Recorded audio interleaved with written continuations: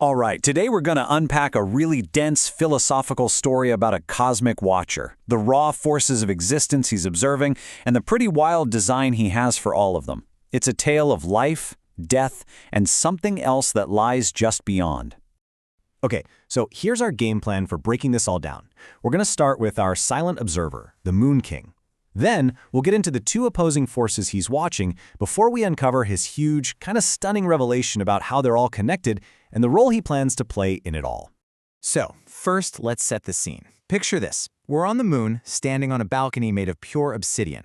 Down below is the world of Ethelgard. But our observer, the Moon King, he isn't looking at it like you or I would. Not even close. What he's seeing is way more fundamental.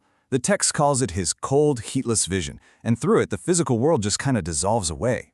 Instead of seeing mountains or trees, he perceives this flowing, shimmering tapestry of spiritual energy, a landscape made entirely of potential and intent, all in shades of silver and gray.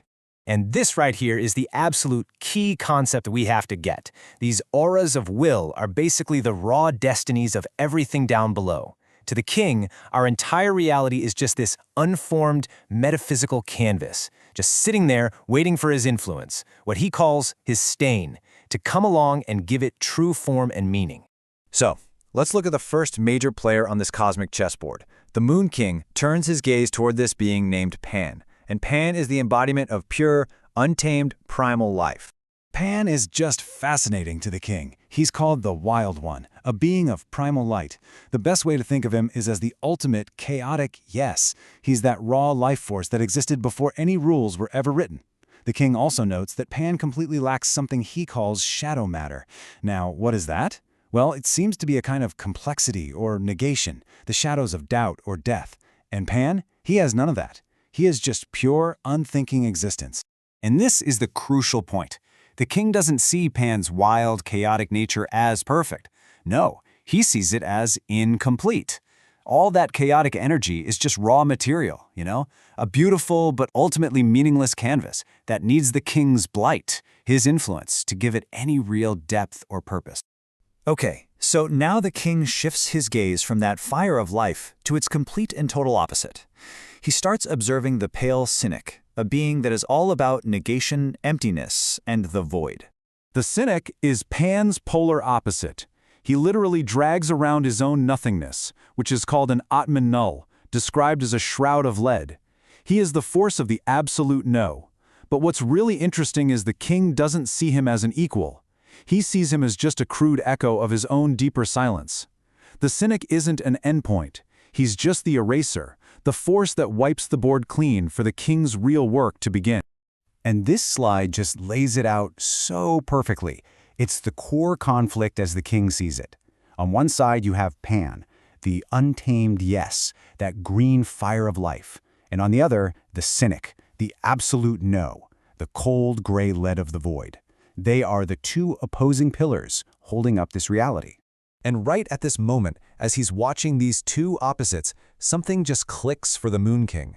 He has this profound insight, this lunar recognition. He realizes they aren't just enemies stuck in some pointless fight. He sees this secret silver thread that binds them. But not just to each other. It binds them both directly to him on his balcony. Their endless conflict isn't some random accident. It's a totally necessary part of a much bigger cosmic pattern that only he can see. And he frames this whole pattern using this beautiful analogy of a lunar cycle. So Pan, with all his chaotic growth, he's the waxing moon. Then you have the full moon, a phase the text calls der Wille, or the ego, which is all about the assertion of self. Then, of course, comes the cynic, with all his negation. He's the waning moon, the decay. And the final phase? Well, that's the Moon King himself. He is the eclipse, the synthesis that pulls all the other phases together into something brand new.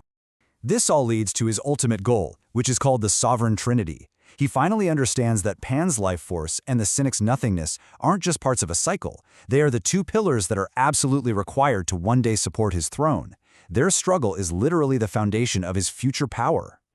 And now we actually get to hear the king's grand design in his own words as he's watching the world down below. He starts with Pan, and you can almost hear this mix of admiration and pity in his voice. He sees how beautiful this untamed life is, but he also sees its inevitable doom.